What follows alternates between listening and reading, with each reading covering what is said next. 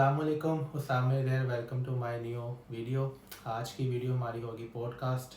तो पहले आपको वीडियो के स्टार्ट पे ही आपको उमैर भाई से इंट्रोडक्शन करवाते हैं। ये उमैर मसूद अवान साहब, इनसे आज हम इनका एक्सपीरियंस पूछेंगे। लाइक ये आए थे तकरीबन आज से 9-10 साल पहले फ़िनलैंड में। तो उनकी जो जर्नी है और जो फ़िनलैंड के रिलेटेड क्वेश्चन है उसके रिलेटेड हम आज इनसे क्वेश्चन पूछेंगे इंशाल्लाह, और ये अपना एक्सपीरियंस शेयर करेंगे मेहर भाई। तो अस्सलाम वालेकुम जी। वालेकुम सलाम। क्या हाल चाल है? अल्लाह का शुक्र, आप सुनाइए, आपका क्या हाल है? आप ठीक हैं? ठीक ठाक। आई होप आपकी ऑडियंस भी सब ठीक होगी। अल्लाह इंशाल्लाह कैमरे की दूसरी तरफ। कैमरे की दूसरी तरफ। तो और आप कॉफ़ी का थैंक यू जो आपने ऑफर की है। लेकिन ये आप हमारे देख सकते हैं गिलास कह रहा हूँ कप से डिफरेंट है, क्योंकि वो आपका क्योंकि ये मैं अपने साथ लेके आया था। और ये मैं अपने साथ लेके आया था। ये मेरी वालिदा ने मुझे गिफ्ट किया था। इसके अंदर कॉफ़ी पड़ी हुई है। ये हाँ, ये दिखा दें। ये देखने का नजर आ रही है। पॉडकास्ट में अब शुगर भी लगाएंगे। खाली कप नहीं सर रखे हुए हमने। खाली कप नहीं रखेंगे अब। तो आपको कितने साल हो गए यहाँ पे, यानी कि आप कब आए थे फिनलैंड में, मूव हुए थे आप? मुझे तो काफ़ी अर्सा हो गया, एक दिहाई हो गई, यानी कि 1 डिकेड आप पास कर चुके हैं ऑलमोस्ट। चले माशाल्लाह। तो आपको जो सिटीजनशिप है वो कितने साल बाद आपको मिली? सिटीजनशिप में प्रोसेसिंग में काफ़ी टाइम लगा था, लेकिन बाज़ लोगों की जल्दी भी हो जाती है, फिर बाज़ लोगों का टाइम लगता है। So this is how it is. ये तो मिग्री के काम है। माइग्रेस के ऊपर जिस फाइल के ऊपर हाथ रखते तो वो जल्दी हो जाता है, जिस फाइल को वो क्या कहते हैं सर्द खाने में डालते हैं फ्रिज में, तो फिर उस पर देर लग जाती है। हमारे पुलिस डिपार्टमेंट की बात हो रही है जहाँ जो वहाँ पे FIR हमारी सर्द खाने में चली जाती हैं, तो इधर भी जाती हैं, ऐसी बात नहीं है। लेकिन इधर फाइलों के पहिए नहीं लगा सकते आप। हाँ, ये जैसे पाकिस्तान में लगते हैं। पाकिस्तान में पैसे देके तो ये पाकिस्तान लग या इंडिया जाते हैं। में वो तो फिर जारी बात है, एशिया में तो लग ही जाते हैं। तो आपने तकरीबन 7 साल बाद PR अप्लाई की थी जब रहते हुए, तो उसके बाद तकरीबन 7 साल मुझे इस तरह हुए थे क्योंकि उस टाइम हमारा जो मैं स्टडी के ऊपर आया था, तो सही है। उस टाइम स्टडी परमिट होता था वो B टाइप होता था। ठीक है। B टाइप का मतलब ये है कि अगर आपने फिनलैंड के अंदर 1 साल गुजारा है तो वो 6 महीने काउंट करते थे उसको, सही यानी है। Half time. हाफ टाइम तो अगर मैंने अपनी मास्टर्स की डिग्री 3 साल में किया तो वो 1.5 साल काउंट करते थे। ओह सही। तो उस वजह से मेरा टाइम थोड़ा सा ज़्यादा लगे, लेकिन यू आर लकी। हाँ, वो तो फिर अल्लाह का करम हुआ है कि हम पे कि अल्लाह ने सुन कि लिया। अभी कानून इन्होंने चेंज कर दिए रिसेंटली। हाँ, तो अभी जो रूल है वो आप लोगों को पता ही है कि टाइप ए परमिट है। आप जितने साल यहाँ पे रहते हैं उतने साल ही काउंट होते हैं, यानी कि हाफ नहीं होता। तो ये तो बाकी किस्मत है हमारी। तो आप यानी कि फिनलैंड में मास्टर्स के लिए आए थे? मास्टर्स के लिए तो मास्टर्स के लिए आया था मैं यहाँ पे। उस टाइम ट्यूशन फीस नहीं होती थी, सही है। यानी बिल्कुल फ्री होता था एडमिशन। सिर्फ आपने जो आपका खाने पीने का खर्चा है या रिहाइश का खर्चा वो होता था। लेकिन आई थिंक 2017 या 18 के बाद से इन्होंने फीस इम्पोज की थी। सही है। लेकिन उस टाइम भी इतनी फ़ीस नहीं थी जितनी आजकल आई है। तो उस टाइम जो उसकी फ़ीस थी वो तकरीबन, फॉर एग्जांपल मेरे प्रोग्राम की फ़ीस, स्टार्टिंग फ़ीस जो थी 2017 में वो 14,000 थी या 12,000, आई डोंट रिमेंबर एग्जैक्टली। 12 से 14,000 यूरो के दरमियान थी पर ईयर। So much. तो लेकिन अभी जो है उसकी आजकल जो उसकी फ़ीस है वो 18,000 यूरो, यानी 4,000 यूरो इंक्रीज़ हो गई है। ये तो बहुत ज़्यादा फीस है। काफ़ी और यहाँ पे तो एज़ कम्पेयर टू आप जैसे इंग्लैंड में मैनेज कर लेते हैं लोग 15,000 16,000 पाउंड, तो यहाँ पे मुश्किल है करना। हाँ मुश्किल है इन द सेंस कि अगर आपको जॉब नहीं मिली, लेकिन अगर आपको कुछ मिल गई है जॉब वगैरह तो फिर आप मैनेज कर सकते हैं पार्ट टाइम के साथ।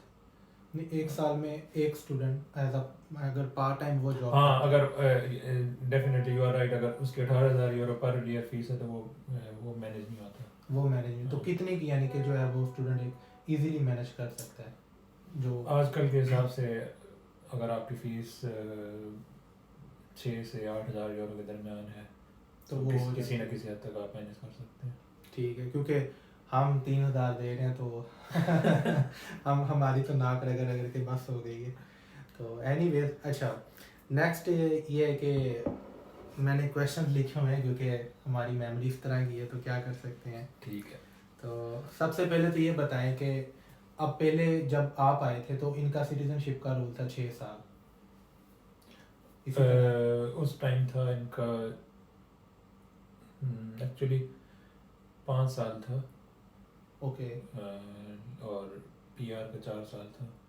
अच्छा, तो अब इन्होंने कोई चेंजिंग भी की है इन्होंने, उस पर हम इंशाल्लाह एक अलग अलग भी कर लेंगे सिस्टम के, क्योंकि वो आप ही बता रहे थे वो काफ़ी कॉम्प्लेक्स है अभी उसमें। हाँ, कॉम्प्लेक्स इन द सेंस क्योंकि अभी इन्होंने चेंज किए हैं। कितना अर्सा हुआ है? आई थिंक 3-4 माह, 2-3 माह तो हुई। जून के अंदर पास किए कि अगस्त में। तकरीबन 2 से 3 माह ही हुए हैं हाँ, मतलब अभी रिसेंटली पास हुई हैं ये अमेंडमेंट्स पार्लियामेंट से। तो अभी वो क्लियर नहीं है क्योंकि मोस्ट लाइकली जो स्टूडेंट्स यहाँ पे आए हैं स्टडीज़ के लिए, हाँ जी। और अगर वो अपनी डिग्रीज कंप्लीट करते हैं तो वो 5 साल बाद अप्लाई कर सकते हैं। और जिनके पास कोई डिग्री वगैरह नहीं है या जो असाइलम पे आए हैं तो उनको 8 साल बाद एलिजिबल होंगे। ठीक है, तो आप बड़ा एक क्वेश्चन है कि किसी ना किसी की कोई ना कोई एक जर्नी होती है या मेमोरी होती है, या किसी को कोई इंसान यानी कि उसका कोई फैमिली मेम्बर या दोस्त उसको कोई चीज़ रिकमेंड करता है कि तुम ये करो, तो आपको किसने रिकमेंड किया था फिनलैंड के बारे में, कि या रिकमेंड किया था या आपकी अपनी चॉइस थी, या कोई इस तरह का कोई सीन था आपका? नहीं, फिनलैंड का जब मैंने आना था उस टाइम, क्योंकि मेरा कोर्स इस तरह का था, फॉरेस्ट्री था मेरा कोर्स, तो उससे रिलेटेड यहाँ one of the best university है, यूनिवर्सिटी ऑफ हेलसिंकी। सही है। तो इसलिए मैंने यहाँ पे एडमिशन के लिए अप्लाई किया था। एक इधर किया था और एक यूएनसी में भी किया था। उनका जो प्रोग्राम है वुड साइंसेस का। तो वहाँ पे किसी वजह से मेरा शायद मैं एप्लीकेशन भेज ही नहीं सका, यानी मैं इंटरेस्टेड दो में था, हेलसिंकी यूनिवर्सिटी में और यूएनसो में। लेकिन फिर मैंने उसको एप्लीकेशन को परस्यू नहीं किया यूएनसो वाली को, फिर यहीं पे मैंने परस्यू किया था और यहाँ फिर मेरा हो गया था। और ये बेस्ट आपकी best universities in the world है मेरे कोर्स के अंदर। तो उस टाइम इसका रैंक 4th था इन द वर्ल्ड हमारी फैकल्टी का। क्या बात है। और आज का भी शायद टॉप 10 में ही है। मैंने भी रिसेंटली सर्च नहीं किया लेकिन टॉप 10 में ही होगी। नहीं, ये भाई अचीवमेंट है यूनिवर्सिटी ऑफ हेलसिंकी की। अब आप पीएचडी कर रहे हैं, तो माशाल्लाह इसी फील्ड को कंटिन्यू किया हुआ आपने, फॉरेस्ट्री को ही। तो अब आप तो यानी कि काफ़ी साल हो गए हैं आपको फिनलैंड में रहते हुए, तकरीबन 1 डिकेड हो गई है। आपको क्या लगता है जो फिनिश लोग हैं वो कैसे हैं, यानी कि उनका बिहेवियर उनका कैसा उन करते हैं वो, या फिर या उनका मूड चेंज होता है, लाइक सर्दियों में कुछ और गर्मियों में कुछ और, तो इस तरह का क्या सीन है ये भी इनका? होते हैं। और ये रेसिस्ट कितने परसेंटेज हैं जो, क्योंकि कुछ लोग कहते भी हैं कि इधर है नॉर्थ वाली साइड पे ना, ऊपर वाली साइड पे, लेकिन हमने तो अभी तक हमने भी फेस किया है 1-2 बार में भी, आपने भी किया हो तो। लेकिन ये बात ठीक है कि सर्दियों और गर्मियों के लिहाज से इनका मूड भी चेंज होता है। सर्दियाँ आपने भी ये सीज़न गुजार लिया यहाँ पे, तो उसमें काफ़ी डार्क होती है जब तक बर्फ़ नहीं पड़ती। जब बर्फबारी पड़ जाती है तो तब काफ़ी ठंड हो जाती है। तो ठंड की वजह से ये लोग ज़्यादा बाहर नहीं निकल पाते। नॉर्मली गर्मियों में या जब गर्मियाँ ख़त्म होने वाली होती हैं उन दिनों में ये लोग वीकेंड्स पे बाहर जाते हैं, रेस्टोरेंट्स वगैरह पे जाते हैं, क्लब्स में या पब्स में, जहाँ पे भी इन्होंने जाना होता है, या किसी और कंट्री में ट्रैवल करते हैं। लेकिन सर्दी में काफ़ी अपने आप को महदूद कर लेते हैं अपने घरों में। जारी बात है, हमारा काम ही बढ़ता है सर्दियों में, उससे आइडिया होता है कि घरों से निकलते ही नहीं है। तो जाहिर है जब ये लोग घरों में रहते हैं तो उसकी वजह से डिप्रेशन या एंजाइटी लेवल बढ़ जाता है। जी बिल्कुल। उसकी वजह ये है कि अगर आप काम पे जा रहे हैं या सैर सपाटे पे जा रहे हैं तो वो उसमें इतना वो नहीं होगा इशू। लेकिन अगर आप घर में रह रहे हैं स्पेशली फैमिली के साथ, तो फिर वो अगर 2 बर्तन भी पड़े हैं तो वो भी खड़कते हैं, तो फिर एक दूसरे से लड़ाई होती है, लड़ाइयाँ भी होती हैं, फिर डिप्रेशन भी होता है। तो ये चीज़ चलती रहती है। बाकी जहाँ तक वो रेशल डिस्क्रिमिनेशन का ताल्लुक है, तो आई थिंक रेशल डिस्क्रिमिनेशन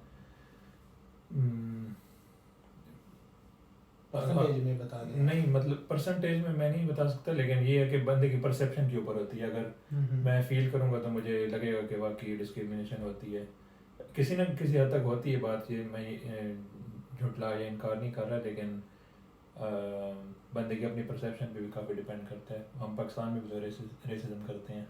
बिल्कुल, हम अपने जैसे लोगों पे ही हाँ, करते हैं। जैसे शिया सुन्नी या क्या कहते हैं कश्मीरी, इस तरह भी बिल्कुल होता है। कश्मीरियों का रंग गोरा होता है, बट और जट और कास्ट वगैरह, उसके ऊपर भी पठानों के ऊपर लतीफ़े बनाए हुए। तो ये हर जगह ही होता है। हर जगह ये। यहाँ पे फिनलैंड में भी है, क्योंकि यहाँ पे कम्युनिटी है जिसको कहते हैं सामी कम्युनिटी। ओह अच्छा, सही है। वो उनके साथ ये लोग थोड़ा सा है इनका मतलब एटीट्यूड इस तरह का कि वो माइनॉरिटी के अंदर है, तो उनको जो अपॉर्चुनिटीज़ हैं वो ज़्यादा कम मिलती हैं गवर्नमेंट सेक्टर्स में ओह सही एज सही। Compare to white fins. तो ये तो हर जगह ही होता है, जिस तरह कनाडा में भी है सही और है। ऑस्ट्रेलिया में भी है। तो ये तो फैक्ट है, क्या कर सकते हैं इसका तो कोई दुनिया के अंदर हर जगह हमारे अपने मुल्कों में है। इससे एस्केप नहीं कर सकते। अच्छा, तो अगला क्वेश्चन ये है कि आप थोड़ा सा डिफरेंस बताएं पास्ट टाइम में जब आप आए थे और आज के दौर में, यानी कि दोनों में क्या डिफरेंस। हम इतना नहीं अच्छा एक्सप्लेन कर सकते हम, क्योंकि हमने तो सिर्फ करंट सिचुएशन देखी है, हमने पास्ट नहीं देखा इनका कि पहले क्या इनकी जॉब। मैं अकॉर्डिंग टू द जॉब्स पूछ रहा हूँ, और स्टडीज़ का भी, स्टडीज़ का क्या ही होगा, मेरे ख्याल से पहले भी उसी तरह होगी जैसे जिस तरह अभी ये पढ़ा रहे हैं। लेकिन मैं मेन मकसद ये मेरा है कि जॉब के हवाले से पहले इनकी मार्केट कैसी थी जब लोग कम थे, अब यानी कि काफ़ी इंटरनेशनल स्टूडेंट्स आ रहे हैं, तो अब क्या सिचुएशन है, इन दोनों में क्या डिफरेंस है सिचुएशन और इसके क्या इम्पैक्ट पा रहे हैं ये भी बताइएगा, क्योंकि इम्पैक्ट भी काफ़ी होता है, सारी बात अगर पॉपुलेशन ज़्यादा हो रही हो तो। काफ़ी नाजुक सूरत है काफ़ी नाजुक सूरत हाल है आजकल जो नए लोग आ रहे हैं स्टडीज़ के लिए वो काफ़ी परेशान होते हैं। सोशल मीडिया के ऊपर पोस्ट कर रहे होते हैं कि हमें जॉब्स मिल रही है, ये मसले मसाइल हैं।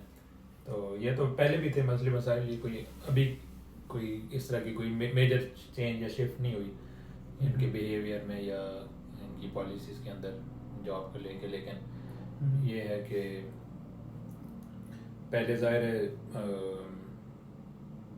2017 तक या कह देंगे इवन के कोविड से पहले तक हालात ठीक थे, तो कोविड के बाद ज़्यादा हालात ख़राब होना शुरू हुए। तो उसमें ये है कि लेकिन उसके साथ अपॉर्चुनिटीज़ भी आई हैं कि पहले कोविड से पहले इस तरह के प्लेटफॉर्म्स नहीं होते थे, फूड डिलीवरी वगैरह के इतने पॉपुलर नहीं थे, या टैक्सी के भी जो यहाँ की नेटिव कंपनीज हैं या जो इंडिजिनस कंपनीज हैं फिनलैंड की, वही कॉमन थी। लेकिन कोविड के बाद इस तरह ऐप बेस्ड टैक्सी कंपनीज आई हैं, फूड डिलीवरी कंपनीज आई हैं, और इसी तरह पोस्टल की भी सर्विसेज आई हैं नई। पोस्टी के अलावा जो यहाँ की गवर्नमेंट या पब्लिक का इदारा है, उसके अलावा पोस्टल सर्विसेज में भी काफ़ी सारी नई कंपनीज आई हैं प्राइवेट। तो ये इसी मतलब जो भी चैलेंज होता है उसके साथ या प्रॉब्लम होता है उसके साथ अपॉर्चुनिटी भी होती है। बिल्कुल, ये तो है। तो हाँ, ये है कि अब जो कि स्टूडेंट्स या लोग ज़्यादा आ रहे हैं यहाँ पे, पहले पाकिस्तान में पता ही नहीं होता था लोगों को कि फिनलैंड भी कोई मुल्क है या नहीं है। बिल्कुल, इसमें कोई अभी भी कई लोगों को बताना पड़ता है, बंदा बताया फिनलैंड तो कहते हैं ये कहाँ पे है केड़ा फिनलैंड। मुझे भी ये लोग अक्सर मेरे दोस्त कहते थे यार फनलैंड, क्योंकि हमारे फैसलाबाद में फनलैंड होता था, शायद आप भी रहे हैं, आपको भी पता होगा। तो ये इस तरह करके पूछते हैं, फिर उनको बताना पड़ता है स्वीडन के साथ है, वो कहते हैं स्वीडन किधर है, फिर उनको बताना पड़ता है रशिया के साथ है, फिर वो समझते हैं ओ रशिया के साथ है, क्योंकि वो तो फिर वो बड़ा मुल्क है और पाकिस्तान में ज़्यादा लोग उसको जानते हैं रशिया को। बिल्कुल। अफगानिस्तान रशिया की वार की वजह से भी, तो इसलिए उनको आइडिया हो जाता है भाई कहाँ पे होगा। बिल्कुल, ये तो है ये तो यानी कि मेन जो है वो चेंजिंग के साथ फिर अपॉर्चुनिटीज़ भी आती हैं और साथ में क्राइसिस भी आते हैं। हाँ। ये दोनों साथ साथ ही हैं, या बंदे पे डिपेंड करता है कि वो उसको किस एंगल में लेके चलता है, उसको क्राइसिस में लेके चलता है या फिर अपॉर्चुनिटी में उसमें अपॉर्चुनिटी ढूंढता है कि मुझे कोई चांस मिल जाए। तो ज़रूरी नहीं है कि अगर क्राइसिस आ गया तो फिर बंदा बैठ ही जाएगा, बंदा नहीं जी हमने उधर जाना ही नहीं है, वो तो मुल्क ही नकारा हो गया। जैसे कि अब सेम एग्जांपल हम इंग्लैंड की ले लेते हैं। इंग्लैंड के साथ देखें कि वो पिछले सालों में क्या उनकी सिचुएशन चल रही थी, लोग कह रहे थे कि वहाँ पे जॉब नहीं मिल रही, ये हो रहा है, बहुत ज़्यादा क्राइसिस चल रहे हैं इनकी इकॉनमी। लेकिन अब मेरे भी दोस्त रहते हैं, आपके भी रहते होंगे, तो अब उनसे पूछें तो वो कह रहे हैं कि नहीं अब कोई सिचुएशन काफ़ी नॉर्मल है, काफ़ी बेहतर हुआ है, उनके पास अब जॉब्स भी हैं, इवन कि वो 2-2 3-3 जॉब्स भी वो करते हैं। मेरा दोस्त है वो 2-3 जॉब करता है, वेयर हाउस में भी करता है और सिक्योरिटी की भी वो जॉब करता है, अब उस फूड डिलीवरी भी उसने स्टार्ट करनी है। तो यानी कि उन उधर क्राइसिस ज़रूर आए लेकिन उनको वो ओवरकम करना आता है अपनी पॉलिसीज़ के अकॉर्डिंग। तो ये फैक्टर है। तो यानी कि पास्ट में और डिफरेंट में यही आया कि क्राइसिस ज़रूर आए लेकिन अपॉर्चुनिटी भी साथ हैं। आपका ये मकसद है कहने का। कोई इतना ज़्यादा नहीं डिफरेंस आया कि जो हाँ डिफरेंस, नुकसानदेह हो। हाँ मतलब डिफरेंस इन द सेंस के लोगों के एटीट्यूड में कोई इस तरह की मेजर शिफ्ट नहीं है कि आप ये कह सकें कि जॉब्स अब बिल्कुल कम हो गई क्योंकि ये यहाँ पे रेसिज्म ज़्यादा बढ़ गया है, ये वो है। जॉब्स कोविड के बाद से आपको पता है पूरी दुनिया में चेंज आई है। ये तो है, वो तो हर कोई अभी तक वो रिकवर करने की कोशिश कर रहा है उस धचके से। तो फिनलैंड भी उसी डगर के ऊपर है। तो आपने इतने साल रहते हुए यहाँ पे कौन कौन सी जॉब्स की अपॉर्चुनिटी हैं जो आपने अवेल की हैं और आपने की हैं, यानी कि लाइक आपको जब मैं सबसे पहले आया था तो मुझे पोस्टी की मिली थी जॉब, जो कि कॉमन होती है स्टूडेंट्स के लिए। हर बच्चे अब तो खैर फूड डिलीवरीज की काफ़ी स्टूडेंट्स को मिल जाती हैं स्टार्ट में, लेकिन उस टाइम पोस्टी की कहते हैं कि लग्जरी टाइप एक जॉब होती थी। हाँ। क्योंकि रात को उसका काम रात का होता था, तो सुबह अगर आपने यूनिवर्सिटी जाना होता था कॉलेज अपने तो वो जा सकते थे, वो इजी होता था बंदे के लिए। तो लेकिन वो मुझे मिली थी, मैं तकरीबन 3 महीने बाद मुझे मिली थी यहाँ आने के। यानी कि फर्स्ट जॉब आपकी पोस्टी की थी। हाँ That's great. तो वो भी इसी तरह मिली थी कि यहाँ पे लोग अक्सर स्टूडेंट्स आते हैं तो वो ये एक्सपेक्ट करते हैं कि जाते ही हमें कोई चीज़ मिल जाएगी, दरख्तों के ऊपर नोट वो यूरोस लटके हुए हैं। ऐसे उतारेंगे हम। जाते ही एयरपोर्ट से निकलेंगे तो बाहर दरख्त ही दरख्त होंगे यूरोस के, लेकिन इस तरह नहीं होता। यहाँ पे सबसे बड़ा जो है इशू वो ये है कि थोड़ा सा आपको रेफरेंस या कांटेक्ट बनाना पड़ता है लोगों के साथ। तो या फिर ये है कि अगर आपका रेफरेंस बिल्कुल नहीं है फिर आपको बार बार उस ऑफिस या उस फर्म का चक्कर लगाना पड़ता है जहाँ पे आपने जॉब करनी है। बिल्कुल सही है। तो इसी तरह जब मैं आया था तो मुझे जो ऑलरेडी यहाँ पे पाकिस्तानी थे या दूसरे स्टूडेंट्स उन्होंने कहा था भाई पोस्टी के लिए अप्लाई करो ऑनलाइन। तो मैंने ऑनलाइन अप्लाई किया, तो ऑनलाइन तब से लेके आज तक वही हिसाब है, ऑनलाइन आप अप्लाई करते जाए कोई जवाब नहीं आता अनलेस के बहुत ही कोई स्पेशलाइजेशन या स्पेशलाइज्ड पोजीशन हो, बिल्कुल ये तो तब वो रिस्पॉन्स देते हैं, वो रिस्पॉन्स आता है। अदरवाइज रिजेक्शन की मेल करना भी ये गवारा नहीं करते अब तो। हाँ। पहले कर देते थे, अब नहीं करते वो। तो वो ये सीन था। तो उसमें ये होता था कि फिर मैं बार बार चक्कर लगाता था पोस्ट ऑफिस के। पोस्ट ऑफिस से मुराद है कि जो उनका दफ्तर था मेन पोस्टी का, तो फिर वहाँ पे एक सुपरवाइज़र था। एक दो दफ़ा मैं उससे पहले मिल चुका था, उसने मुझे देखा हुआ था। फिर मैं तीसरी दफ़ा उसके पास गया, उसको मैंने बताया भाई मैं स्टिल जॉब सीख कर रहा हूँ डेस्परेटली।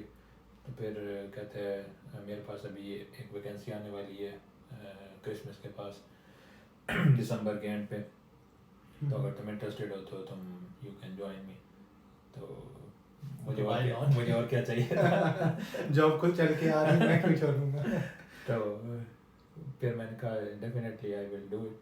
तो फिर मैंने सर्दी में स्टार्ट की थी वो, यानी दिसंबर में सर्दी कह लो कि काफ़ी, तब भी काफ़ी उस टाइम में मुझे काफ़ी फील होती थी। ज़ाहिर मेरा फर्स्ट ईयर था, नया तो वो सारा बाहर का काम होता है पोस्टी का। तो दिसंबर जनवरी फरवरी के एंड तक थी वो मेरे पास जॉब। उसके बाद उसने कहा था लाइकली टू बी एक्सटेंडेड हो सकती है, तो उसी लिए फिर मैंने वो स्टार्ट कर दी थी। फिर बाकी वो फरवरी में एक्सटेंड हो गई थी। तो इस तरह वो पोस्टी की जॉब की है मैंने। पोस्टी आपने पहली जॉब की है, तो उसके अलावा भी कोई आपने किसी रेस्टोरेंट में यानी क्लीनिंग में इस तरह की जो फर्दर आपने ट्राई की है? आपने पोस्टी के बाद फिर मैंने क्लीनिंग की भी की है, ऑफिस क्लीनिंग की। सही। और फिर इसमें भी की है, रेस्टोरेंट में की है, और इसके साथ जो होता है कैफ़े वहाँ पे भी की है। यानी कि ऑलमोस्ट आपने जो आजकल जो एज स्टूडेंट लोग जॉब करते हैं वो आपने ट्राई की हुई है? हाँ ऑलमोस्ट मैंने सब ट्राई की हुई है, सिवाय वो जो है जो छतों से बर्फ़ उठाते हैं वो नहीं आपने की? वो अभी तक रहती है। ये भी एक्सपीरियंस है यूनिक सा, वो भी करना चाहिए था। एनीवेज अब बताएंगे, अब जो स्टूडेंट्स आ रहे हैं उनके लिए कौन कौन सी जॉब्स हैं जो अवेलेबल हैं जो वो आके कर सकते हैं? वो तो आप ज़्यादा बेहतर बताएंगे। वो तो मैं तो फिर बताऊंगा, लेकिन आप नहीं ज़्यादा सीनियर है, आपको ज़्यादा पता आपके होगा। लिहाज से क्या आजकल कौन सी जॉब इजीली अवेलेबल है, जो नए आने वाले हैं या जो आ चुके हैं रिसेंटली? मेरे ख्याल से कॉमन तो फूड डिलीवरी की जॉब है, बट अब शायद मैंने आपको पहले भी बताया था कि वो इशू आ रहा है सब्सटीट्यूशन में ना, कि वो अब लीगल सब्सटीट्यूट नहीं हो रहा ना। फूडोरा दे रहा है, फूडोरा सिर्फ कार वालों को दे रहा है, वो साइकिल को नहीं देता। अब इसी तरह वोल्ट है, वोल्ट भी अब रुका हुआ है। तो ये अब फूड डिलीवरी में ये मसला है, लेकिन लोग करते हैं। लोग अब ये है कि अब लोग वो हो रहे हैं, एक्सप्लॉइट हो रहे हैं इस जॉब में। लाइक अब एक मेन अकाउंट होल्डर है, लाइक जस्ट मैं ही हूँ, मेरा अब अपनी जॉब है, मैं अपना पैसे कमा रहा हूँ। तो इधर आपको पता होगा कि 14 या 15,000 आई थिंक सो इतनी एग्जाम्प्ट होती है, टैक्स फ्री अमाउंट होती है, इसके ऊपर टैक्स होता है। तो अगर मैं 20,000 खुद कमा रहा हूँ तो मेरा टैक्स है ऊपर तकरीबन 10% या 12%, लेट्स सपोज। तो अब मैं जो मेरे अकाउंट पे काम कर रहा होगा, वो अब क्या नाम है, मेरा टैक्स भी पे करेगा, और उसके अलावा मुझे भी अपनी परसेंटेज चाहिए, 20-25% वो कहेगा मुझे भी दो। तो यानी कि वो 40-45 अब यहाँ तक बात चली गई और लोग कर रहे हैं। अब आपने भी एक पोस्ट की थी PSF फिनलैंड में, वो जो एक YLA जो चैनल है उसको एक बंदे ने दिया इंटरव्यू कि इसकी ज़रा थोड़ी सी अर्निंग को बढ़ाएं। तो वो भी पहले ये देते होते थे, जब मैंने स्टार्ट किया था दिसंबर में 4.20 मिनिमम होता था इनका, वोल्ट की बात कर रहा हूँ। अब ये 3.20 देते हैं। यानी कि कंपनीज अपने वर्कर्स को जो है वो हर साल कुछ इंक्रीज करती हैं, ये रिवर्स जा रही ये है। रिवर्स जा रही है, ये सरप्राइज देते हैं। देखिए सरप्राइज वो होता है जो कोई एक्सपेक्ट ना कर रहा हो, तो ये एक्सपेक्ट नहीं करते और ये नीचे को देते हैं, ये इस तरह का ये सरप्राइज दे रहे हैं, बैड सरप्राइज दे रही है। ये अब क्या कह सकते हैं। लेकिन बट एज कम्पेयर टू अगर वर्ल्ड के देखा जाए तो फूडोरा जो है वो अपनी अर्निंग के ऊपर स्टिल है, उन्होंने इम्प्रूवमेंट ही दी है। पहले वो करते थे 10 यूरो पर आवर देते थे, इनके 2 कॉन्ट्रैक्ट होते थे, यहाँ पे दूसरा कॉन्ट्रैक्ट होता था इनका पर डिलीवरी। फिर उसके बाद ये लेके आए हैं कि हम आपको पर हॉर देंगे 7 यूरोज़ या 8 यूरो समथिंग थे। फिर उसके साथ ये होता था कि हम आपको डिलीवरीज के अलग से 2.5 यूरो या इतने देंगे। यानी कि वो काफ़ी अच्छी अपॉर्चुनिटी थी। वो लोग अगर जॉब करते तो 12-12, 13-13, 15-15 यूरो भी पर हॉर निकाल लेते। तो लेकिन अब इन्होंने इस तरह किया कि अब भी इन्होंने कहा कि हम आपको देंगे जी पर डिलीवरी, और पर डिलीवरी इन्होंने स्टैंडर्ड रेट है इनका on week days from Monday to Friday 6 PM, इनका रेट है 4.50 यूरोस। अगर आप एक 1.2 किलोमीटर की रेंज में जाते हैं, अगर आप इससे क्रॉस करते हैं देन वो फिर डिस्टेंस के हिसाब से पैसे बढ़ा देते हैं, 5 यूरो का भी ऑर्डर लग जाता है। तो और वीकेंड के ऊपर फ्रॉम 6 PM ऑन फ्राइडे से लेके संडे नाइट तक इनका रेट होता है 5.50, और अब तो इन्होंने टिप्स भी स्टार्ट कर दी। तो ये जॉब्स अवेलेबल हैं, बट मैंने आपको बता दिया अब इसमें एक्सप्लॉयटेशन हो रही है, और जो कि बिल्कुल भी ठीक नहीं है।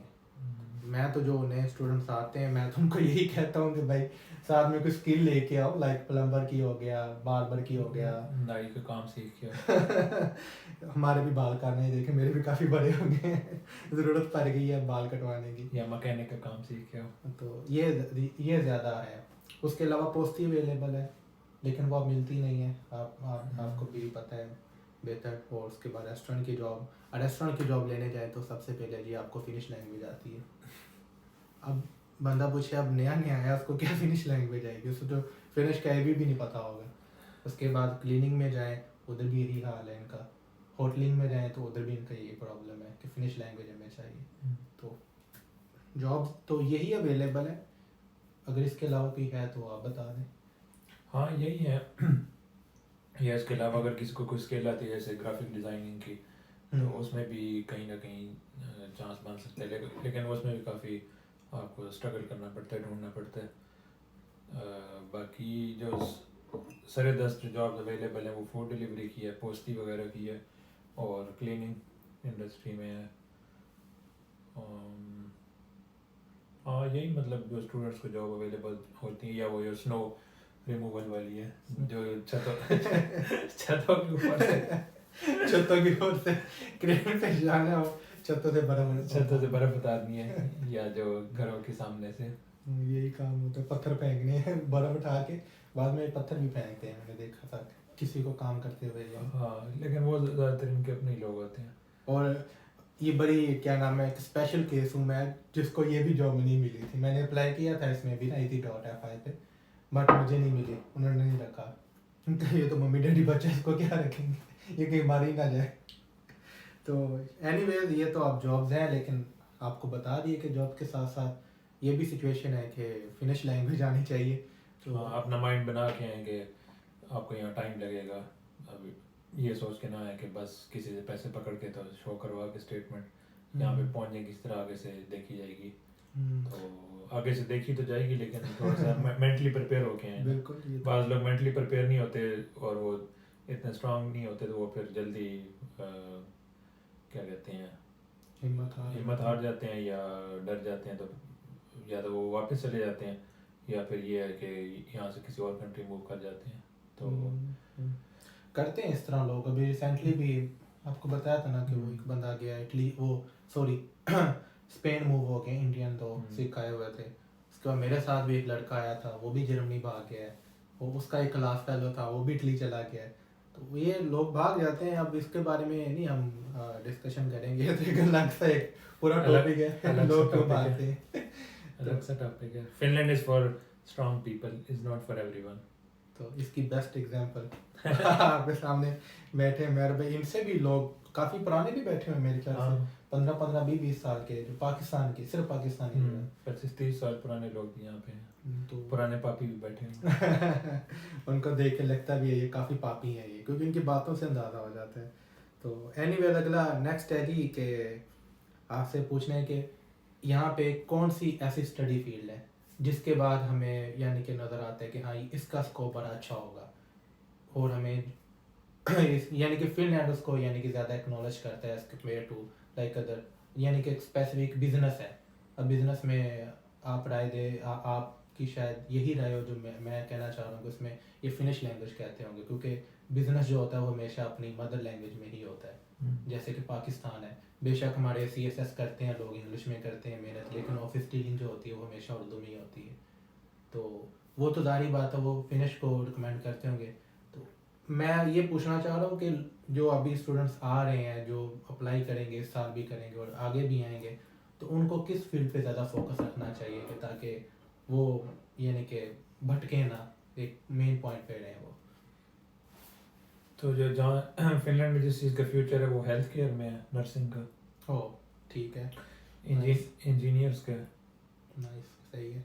इंजीनियर यानी कि कौन सा, मैकेनिकल, इलेक्ट्रिकल? थोड़ा बार इंजीनियर यानी कि कंस्ट्रक्शन इंजीनियर होना चाहिए।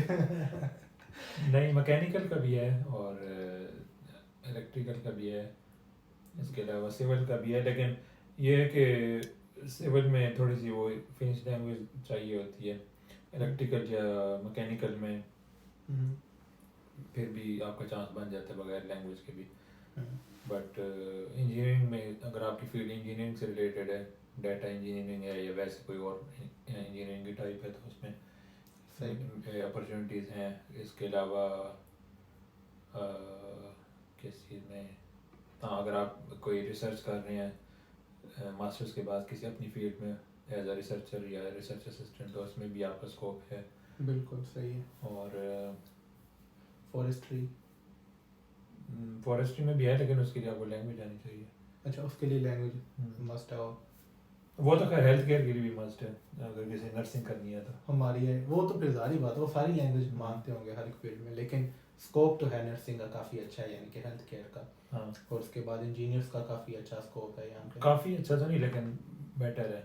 बाकी एटलीस्ट बिजनेस से बेटर स्कोप है। और इसके बाद IT।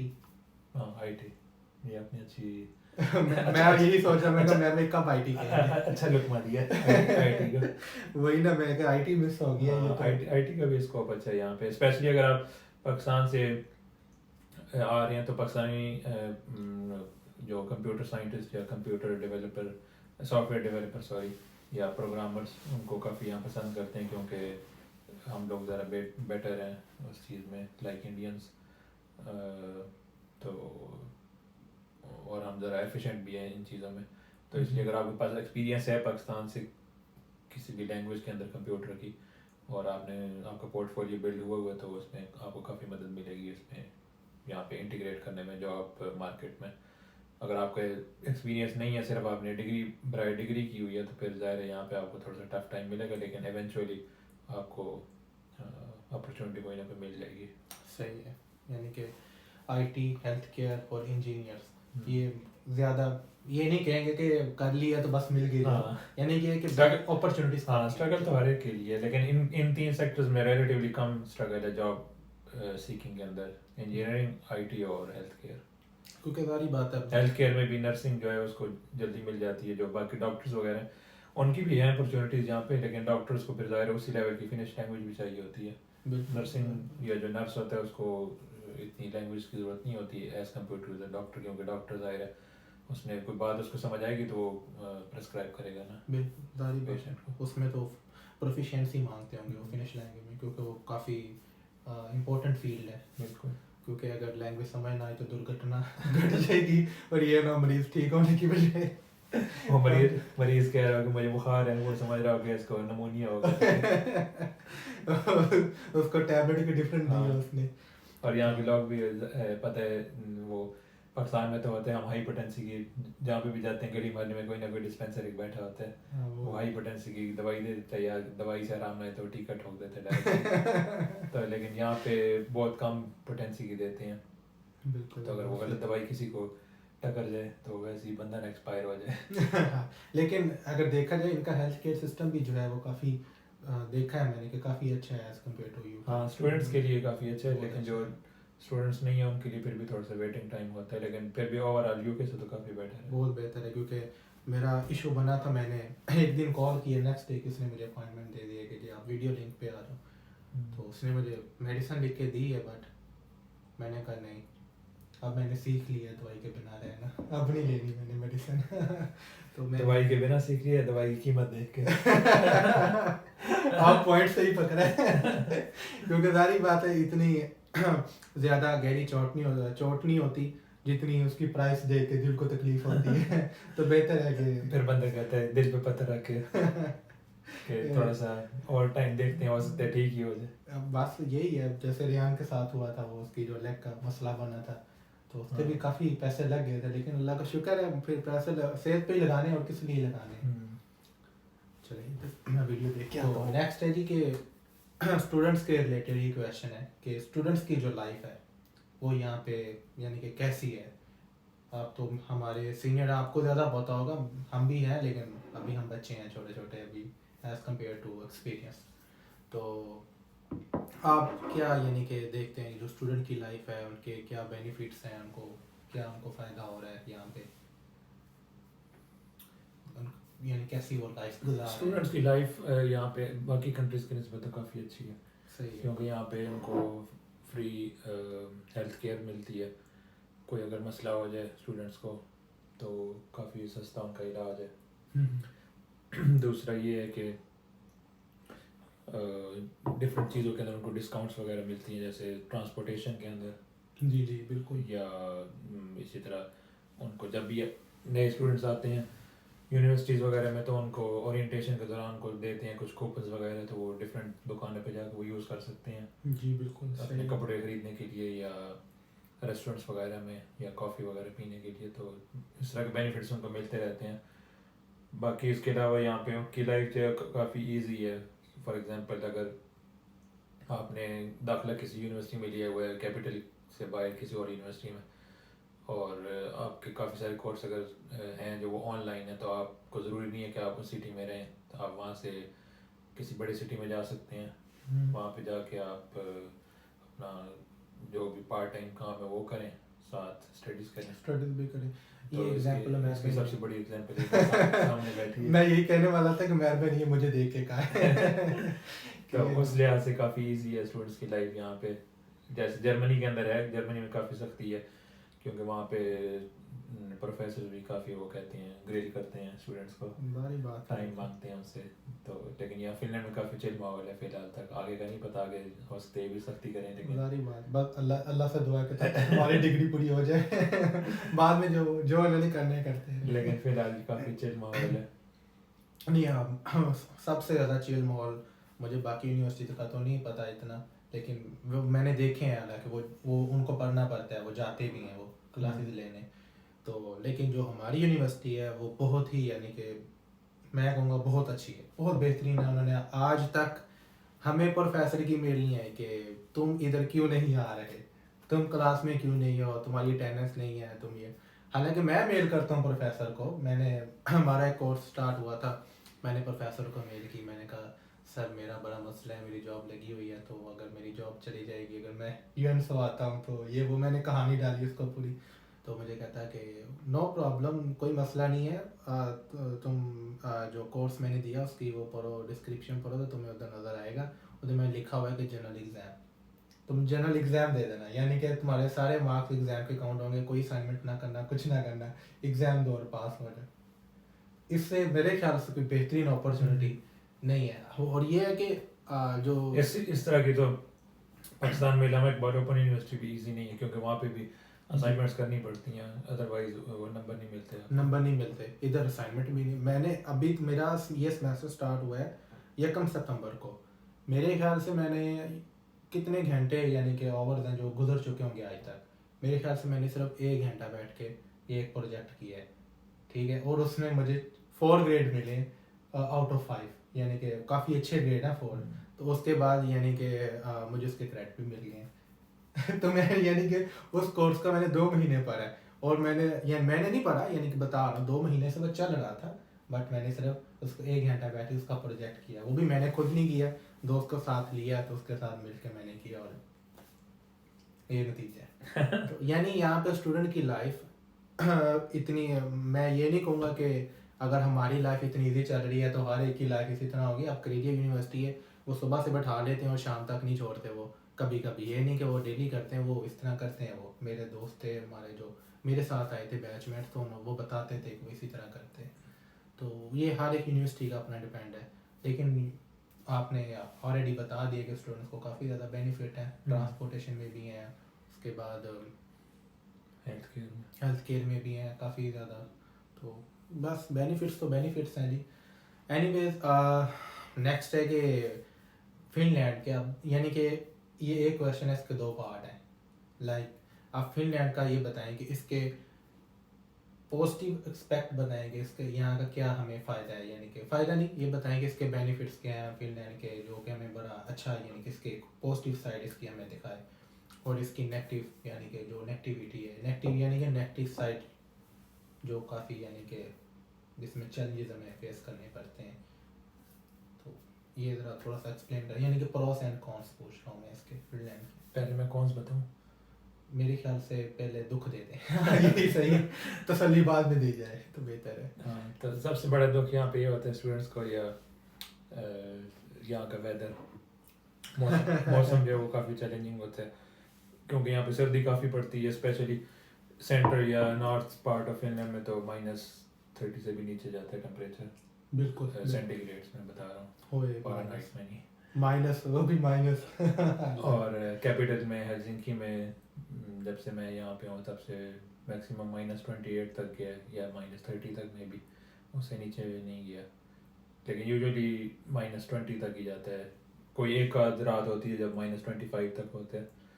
तो बिल्कुल वेदर जो है सबसे बड़ा चैलेंज है। फिर उसके वेदर के बाद अगर आप अकेले आए हैं, आपका कोई यहाँ पे दोस्त नहीं रहता फिनलैंड में, तो आइसोलेशन जो है या अकेलापन, लोनलीनेस, वो काफ़ी यहाँ पे प्रॉब्लम होती है लोगों को।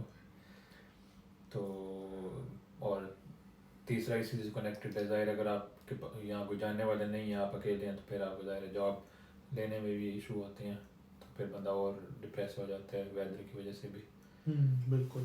तो उसका यही है कि उसकी पॉजिटिव साइड ये है कि फिनलैंड आपको स्ट्रॉन्ग बना देता है। जब आप यहाँ पे रहते हैं, टाइम गुजारते हैं, इन चैलेंज से आप नबर्द आजमा होते हैं। हाँ बिल्कुल, ये तो है। तो फिर आप ज़रा स्ट्रॉन्ग होकर निकलते हैं। वैसे भी हम पाकिस्तानी काफ़ी रेजिलिएंट कौम है, तो यानी हम हर किस्म का चैलेंज जो है वो ऑलमोस्ट फेस कर लेते हैं। काफ़ी सारे लोग, हर कोई नहीं, लेकिन बेशतर हमारे में इस तरह के हैं जो चैलेंजेस को ओवरकम कर लेते होते हैं। और जिसने पाकिस्तान में सरवाइव कर लिया वो इधर भी कर ही लेगा। नहीं ये बात नहीं है, अभी थोड़ी देर पहले तो हमने कहा था कुछ लोग यहाँ से भाग जाते हैं। ये भी तो है, लेकिन मैं ये कह रहा हूँ पाकिस्तान में सरवाइव करना कि मैं बेहतरीन एग्जांपल हूँ, लेकिन मैं बताऊंगा नहीं। लेकिन अगर हम पाकिस्तान में रह के इतना सरवाइव कर सकते हैं तो हाँ यहाँ पे आके हम इंडिपेंडेंट होते हैं, हमें पता होता है कि हमारे लिए किसी ने कुछ नहीं करना, जो भी करना है हमने करना है। हाँ, फेवर हर कोई देता है, मिलती है। यहाँ पे पाकिस्तानी कम्युनिटी बहुत अच्छी है, बहुत कोऑपरेटिव है, ये बेहतर आपको पता होगा। क्योंकि क्योंकि क्योंकि आप पर्दे में रहने चाहिए। ये बात हम पर्दे में रहने देते हैं, तो बिहाइंड द सीन ये बात है। तो लेकिन मेरी तो जितनों से भी इंटरेक्शन हुई है वो अल्हम्दुलिल्लाह अभी तक तो बहुत अच्छी रही है। तो कुछ होते हैं, सारी बात है, ये तो नहीं होता कि हर एक इंसान एक जैसा ही हो, अच्छा ही हो, तो बुरे भी होते हैं, वो हर कम्युनिटी में होते हैं। लेकिन मैं तो ये कहूँगा फिनलैंड जो है वो आपको जो क्या नाम है बहुत प्रैक्टिकली चीज़ें बहुत ज़्यादा सिखाता है। आपको बियर करना बहुत अच्छे से सिखा देता है कि आपको बियर का मतलब बियर नहीं है, हाँ वो बियर ना बर्दाश्त, इससे मुराद बर्दाश्त है। हाँ वो रिच ना समझ लेना जो होता है रिच भी, और वो दूसरी भी तो होती है बियर। बियर वो समझ गए। लेकिन एनीवेज ये तो अच्छी बात है कि यहाँ पे लोग सीखते हैं आके, कम से कम आपको ये तो सीखने को मिल जाता है कि हमने डीलिंग कैसे करनी। वो तो अब यूके में भी लोग जाते हैं, यूएसए में भी लोग जाते हैं वहाँ पे, लेकिन वहाँ पे बहुत ज़्यादा कम्युनिटी है पाकिस्तान की ना।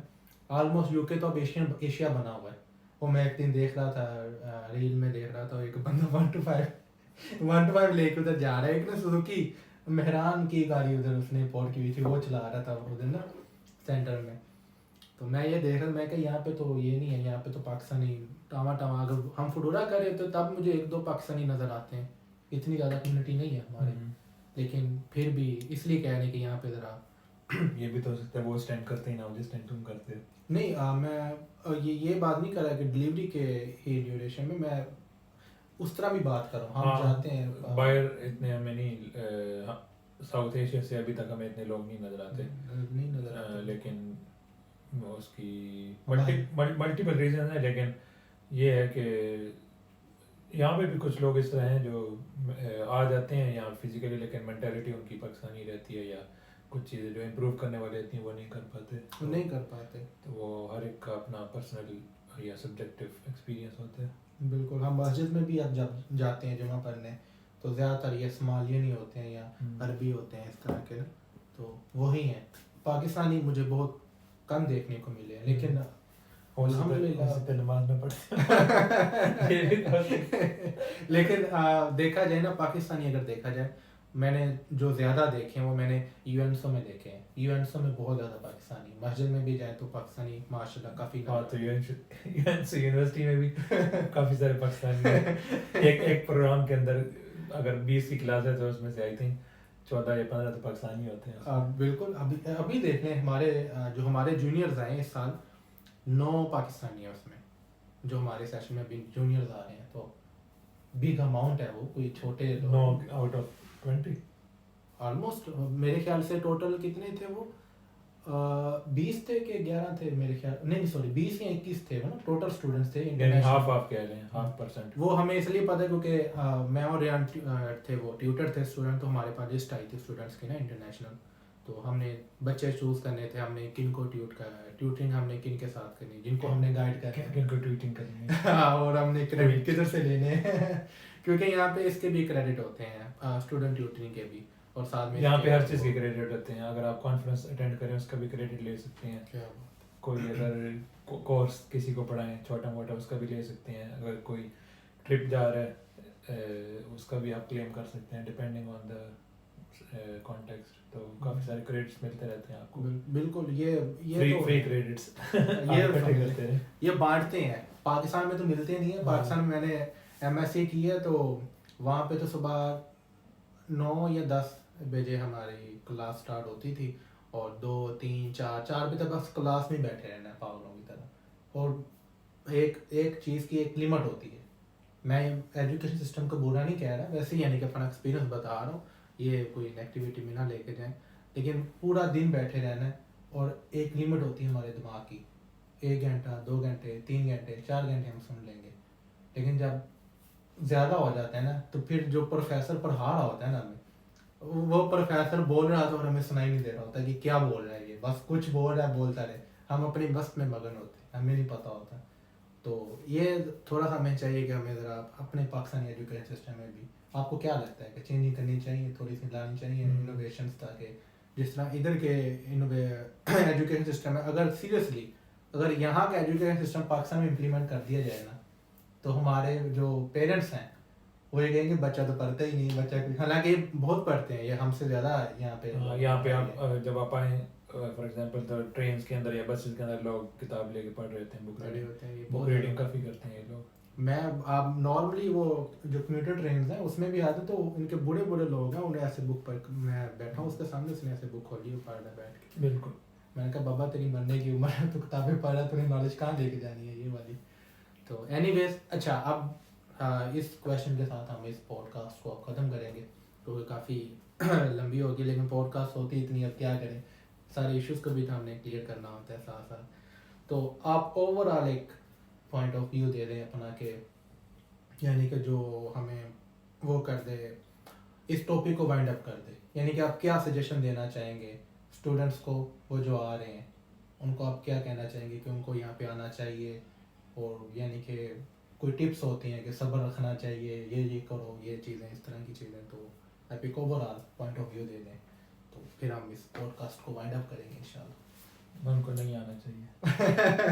नहीं आना चाहिए जब तक कि वो प्रिपेयर ना हो, अपने आप को मेंटली प्रिपेयर नहीं करते। बिल्कुल। तो पहले से प्रिपेयर होके हैं, ये चीज़ ज़हन में रख के हैं कि यहाँ पे आके आपको थोड़ा सा टाइम लगेगा एडजस्ट होने में, इनके वेदर में, इनके कल्चर में, और यहाँ के जिस तरह के हालात हैं रहने के, उस तरह एडजस्ट अगर आप कर सकते हैं, अपने आप को मोल्ड कर सकते हैं, तो फिर you are welcome and you will be okay. लेकिन अगर आप मैनेज नहीं कर सकते टफ सिचुएशन या चैलेंजिंग सिचुएशन, तो फिर आपको नहीं आना चाहिए। बिल्कुल सही है। और बाकी ये है कि जैसे मैंने पहले भी आई थिंक स्टार्ट में कहा था कि Finland is not for everyone, for strong people, for strong people, yeah, or for the people who are resilient.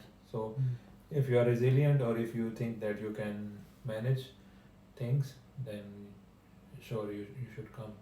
But if you can't, then please stay in Pakistan or go somewhere else.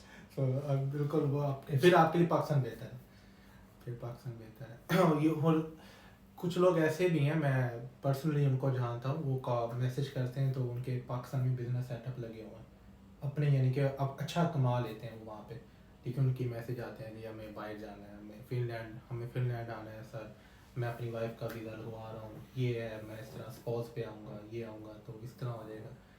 अब जारी बात है, अब हमारा काम है guide करना, हम इस तरह तो नहीं करेंगे कि उनको ये तो नहीं कहेंगे कि जी ये ना करो, हम उनको कहते हैं कि हाँ आओ, ये इस तरह, ये सारी चीज़ें हैं, ठीक है। लेकिन अब मसला ये होता है कि वो मेंटली प्रिपेयर नहीं होते, फिर जब वो यहाँ पे आते हैं, वो फिर चीज़ों को देखते हैं, और फिर एंड पे फिर उनका क्या हाल होता है, वो फिर उनकी हालत वही होती है रोने वाली, कि वो फिर उनको अक्सर वो मैसेजेस भी आते हैं, पोस्ट भी आती हैं, फिर वो गालियाँ दे रहे होते हैं कि हम गलत जगह आ गए हैं। वो फिर लोगों को कहते हैं कि फिनलैंड नहीं, ये नहीं, वो नहीं, अक्सर लोग कहते हैं कि फिनलैंड नहीं अच्छा, हम, लेकिन मैं कहूँ तो फिनलैंड बेस्ट है स्टूडेंट्स के लिए, बहुत बेहतरीन है। जो भी मिल जाती है, हर हमें पता है कि थोड़ा सा ज़रा मुश्किल होती है लैंग्वेज को सीखने में, और इस तरह ज़रा एक जारी बात, आप एक नए आए हैं और आप उस कम्युनिटी में फ़िट होना है, तो जारी बात थोड़ा सा टाइम तो लगेगा, इस तरह तो नहीं होगा आप इधर से आएँ और इधर आके फ़िट हो जाए, इस तरह नहीं होता, थोड़ा सा टाइम लगता है। तो आप फिट तो हो जाते हैं, लेकिन उसके लिए उमैर भाई ने जो कहा है कि आपको थोड़ा सा रेजिलिएंट होना पड़ेगा, थोड़ा सा सब्र करना पड़ेगा, और बस चीज़ों को ख़त्म करना पड़ेगा। तो अल्लाह खैर करे, नहीं सही है। तो ठीक है जी, आई होप सो कि आपको ये पॉडकास्ट जो है वो अच्छी लगी होगी। इंशाल्लाह हमारी ट्राई यही है कि ये जो पॉडकास्ट है ये मेरे चैनल पे भी आएगी और उमैर भाई के चैनल पे भी आएगी, सेम ही आएगी, कोई हम अगर कट करना हुआ तो अगर आपको लगे कि इसमें कोई कट हुआ है तो वो फिर सारी बात है, दोनों चैनल्स पे आप जाके वीडियो देख सकते हैं। तो आप क्या कहते हैं कि इस पॉडकास्ट को हम क्या करें, एक ही चैनल पे दोनों पे सेम ही डाल दें, या आपने थोड़ा सा कट करना है, ताकि हम ऑडियंस को बता दें, वो फिर उस हिसाब से कर लें, उनको जो बेहतर लगे। ऑडियंस को दोनों चैनल्स पे जाना चाहिए। चलें खुद ठीक जाके है। आप डिसाइड करें। चलें ठीक है, आप खुद जाएं और दोनों चैनल्स को विजिट करें। मैं जो है वो मेहर भाई के चैनल का जो लिंक भी और इनका नेम भी जो है वो टाइटल में भी मेंशन कर दूंगा और डिस्क्रिप्शन में भी दे दूंगा, यू कैन चेक। मैं भी आपके चैनल का लिंक जो है वो डिस्क्रिप्शन में लिखूंगा या आपको टैग करूंगा। चलें ज़बरदस्त हो गया। इंशाल्लाह अब नेक्स्ट हम बनाएंगे पॉडकास्ट किसी और टॉपिक के ऊपर। जी। अभी तो बहुत सारे टॉपिक हैं, अभी तो हम पॉडकास्ट शुरू करें। अभी तो मैं माइक लेने का सोच रहा हूँ जो हम दरमियान में रखें और फिर ऐसे बैठे हों, एक एक चाय की ऐसे प्याली पकड़ी हो हमने क्योंकि सर्दी में और हमने क्या करना है। मेरी ऑलमोस्ट ख़त्म होने वाली है लेकिन अभी भी है क्या करें। तो हम फिर ये है कि सर्दी में यही करना है हमने, और क्या करना है, कोई और तो काम नहीं है हमें। सर्दियों में बाहर बाहर तो गोड़े गोड़े जितनी बर्फ होगी। पाकिस्तान में निकलते तो इतनी हमारे उधर होती है गोडों तक, यानी गोडे यानी कि ऊपर लेग्स सारी हमारी जो है वो पानी में डिप हुई होती हैं। यहाँ पे बर्फ में जब बारिशें होती हैं तो बारिश होती है नहीं ये ना आए मैं पाकिस्तान जब मुझे उठा लिया जाए, मैं लाइन बोलने वाला था लेकिन नहीं मैंने नहीं बोलनी। I take my words back. तो एनीवेज इस वीडियो को यहीं पे ख़त्म करते हैं इंशाल्लाह। तो मिलते हैं नेक्स्ट वीडियो में एक अच्छे से कंटेंट के साथ। तब तक के लिए अल्लाह हाफिज़। खुदा हाफिज़। तो के मन कभी आने दोनों पे जी दोनों पे ऑन है। माइक टेस्टिंग 1 2 3 क्या हाल है, ठीक करें शुरू। चलो अस्सलाम वालेकुम जी। नहीं अभी नहीं, मैं भी करूँ। नहीं पहले मैं फिर आपको इंट्रो दूँगा, फिर आपको बताऊँगा कि आप फिर आपने इस्लाम दुआ करनी है। अस्सलाम वालेकुम, Usama is here, welcome to my new video. क्यों क्या हुआ? चलो दोबारा हम ब्लूपर में डाल देंगे। चले दोबारा शुरू करते हैं जी।